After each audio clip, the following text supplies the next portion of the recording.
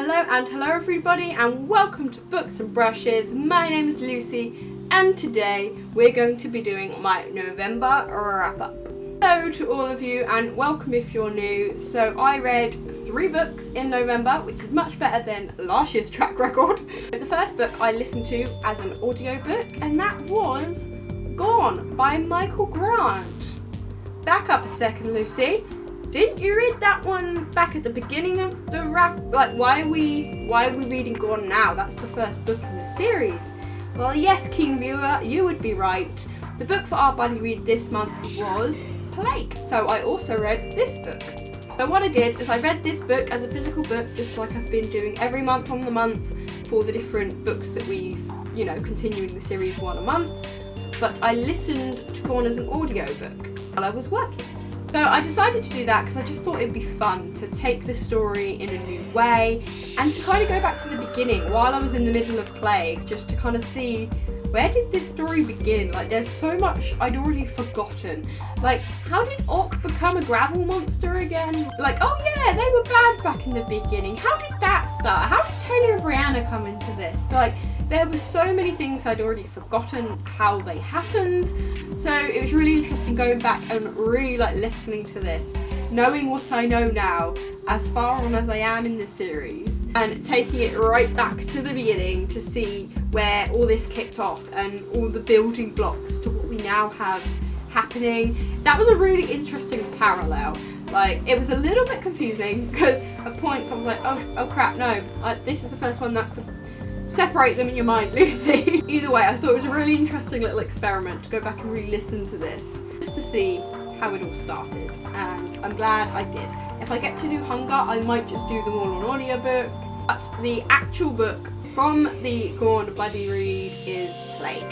Another instalment, so this one follows Lies from last month, and another great instalment. Like, to have a 6-book series that doesn't slow down, that doesn't run out or get boring or tired, especially since it's set in one location, it's set in an enclosed space that they can't get out of, and the mystery is still there, and yet it's still so gripping and interesting, and it has not lost steam, which I think is the sign of a really great writer, to make a story go this long and it not to feel dragged out or to feel like, oh, come on, we've had this battle before, we've had this drama before.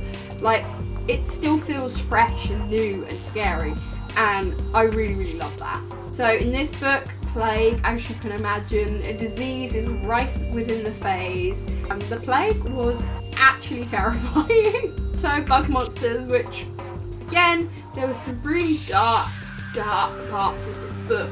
Really chilling moments, so many characters on the brink of death and actual death, and my heart hurt for so many.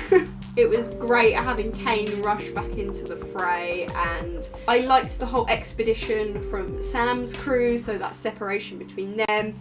The whole Astrid, damn did she fall apart in this book, which was really interesting. Orc, I love Orc's character arc. He's had such an amazing character arc. I think he's one of the most interesting characters. Little Pete, so much to be said there between him and the Gaiaphage. Am I saying that right? Probably not. So many arcs and progressions, and just love where the story's gone. It's getting to that point now where there's 2 books left in the series, and I'm so excited to see how it ends. We're getting to that point now where we're seeing glimpses of the outside, or what could be. Who knows? Is it an illusion? Nobody knows. So excited to keep on reading this series with Nikki and Brandon. Nikki from I Read Past My Bedtime, and Brandon from Brandon Scott. You don't know about our buddy read yet. Where have you been? This is book 4? Yeah, book 4. If you have not read this series, or you haven't been along for this ride yet, it's not too late to pick up Gone and just binge this whole series with us and catch up, so that I'm not just talking random gobbledygook. It's a great series, and it's one of those series that I'd really love to hear the perspective from a kid.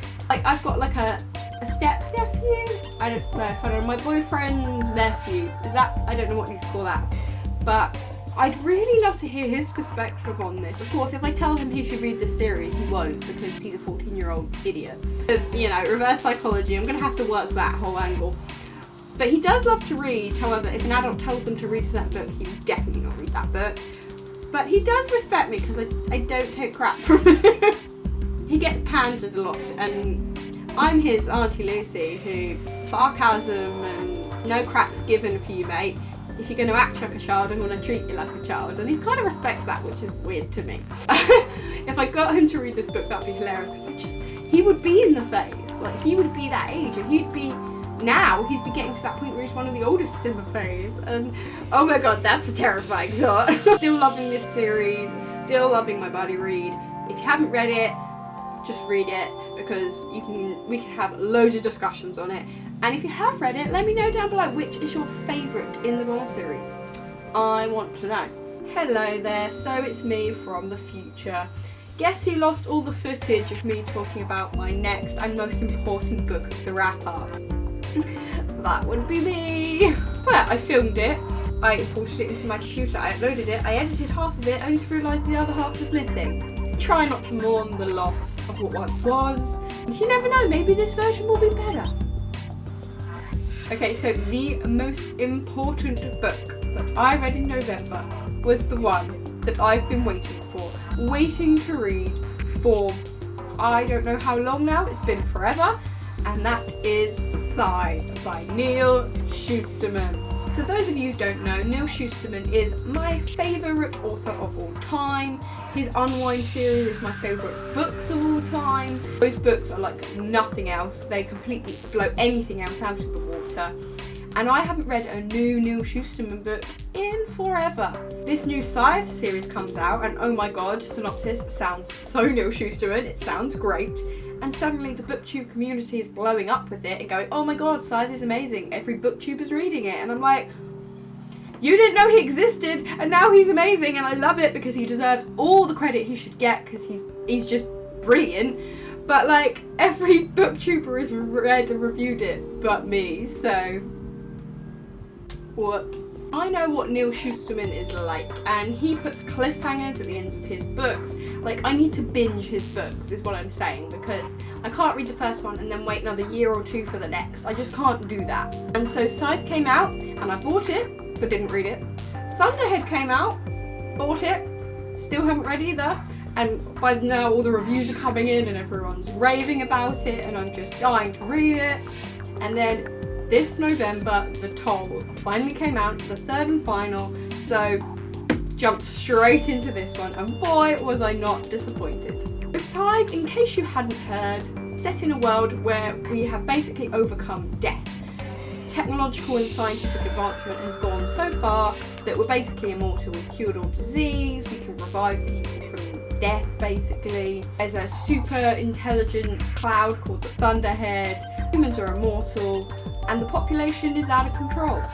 So in this society they had to hire scythes who go around and glean the population, aka killing people just to keep the population down and to resemble the natural deaths that used to occur in mortal times. It's an amazing concept, it's such a fleshed out, well-written future, as it always is with Neal Shusterman. He takes these bizarre concepts that you think, yeah, that wouldn't be real, and when you read it it's like, yeah, this is the world. Totally makes sense. His worlds are just so beautifully descriptive and fleshed out and realistic, and his characters are just the best. So the two characters we follow in this book are Rowan and Citra, and they have both been taken on as Scythe's apprentices. So they are going to train to be a scythe themselves one day, but political complications get in the way, and there is going to be a very dangerous outcome for one or both of the scythe's apprentices. So this book is all about these two characters entering the scythedom, a group of people elevated beyond normal citizens, and it's just, oh, it's so good. You didn't let me down. As I said, the world is so beautifully fleshed out and realistic. The characters are even more so. Neal Shusterman's characters are always so good that they're that right mix of like liking them but also being morally ambiguous. Like, I love Rowan. I love Rowan so much. Rowan and Citra really remind me of Connor and Rissa. He really has that boy-girl dynamic going on, that those two really honourable characters kind of against the world. He's really got that down pat. Although they are very different. It's not like Connor and Marissa just like rewritten with new names. Like, these are two different characters, but it's got that same vibe, which I like. So many great, interesting characters in this. The mysterious, like Faraday, Mary Curie, Goddard. So many mysteries. It's just so well written. One of my favourite things about Neil Shusterman's series Unwind is the way he inserts all these like articles or pieces of information, whether it's real or fictional. In these ones he does little journal entries from the Scythe, and in the next one, Thunderhead, he does like little monologues from the Thunderhead. Although, can't tell you about the Thunderhead because spoilers for the first one. As with every Neil Shusterman book, it's got that perfect mix between morally curious and questionable and intriguing, and then boom, action. Oh my god, there are some scenes in here near the end. I was like, Rowan! Rowan! There were some fight scenes, let me tell you. There were some really interesting twists and turns. I love the way it took how you get to see Rowan and Citra's perspective, and how sometimes they don't understand what the other one's doing, because Rowan's always doing something for the good, but whether it looks good or not, no. A lot of this book was so well paced. Like I said, it started really morally ambiguous and mysterious and thoughtful and interesting, and then it's just like action and the tension builds, and then it's really political, which is really interesting, and the end is just full on action and drama, and everything hits the fan, and big twist at the end just to finish it off. I absolutely loved this book, as I knew I would. There is absolutely no surprise in that. Is it better than Unwind? Well, I'm not really gonna say until I've read the whole series. My gut instinct is not quite. I mean, Unwind has been on this elevated platform of godly bookness for most of my life, so I don't see how this could upset me, even though it's a bloody good book. It's gonna be beneath Unwind, still above everything else. But if you've not read this series, I don't know where you've been. Maybe you've been hiding with me under my rock. But I do recommend you pick this up, or anything Neil Shusterman. And I implore you, if you enjoyed the Scythe series, Neil Shusterman's Unwind, anyone, please? There's so many people loving this series, and for good bloody reason. And if you enjoy this book, you will enjoy Unwind, and it is the most amazing book ever, and you have to read it, because where is the Unwind fandom? Where do you live? For years I've been searching for the Unwind fans, and there's just not enough. Like, where are you all? This book is the most glorious series ever written, and I can barely find any fans of it. Like, really? But yes, if you enjoyed this series, good, because you're right. If you enjoyed it, read the Unwind series. And I think I covered everything I covered in my original recording of this, but who knows? I guess we'll never know. Thank you so much for watching. Sorry about the re-recording. If you could press that like button just for all my efforts.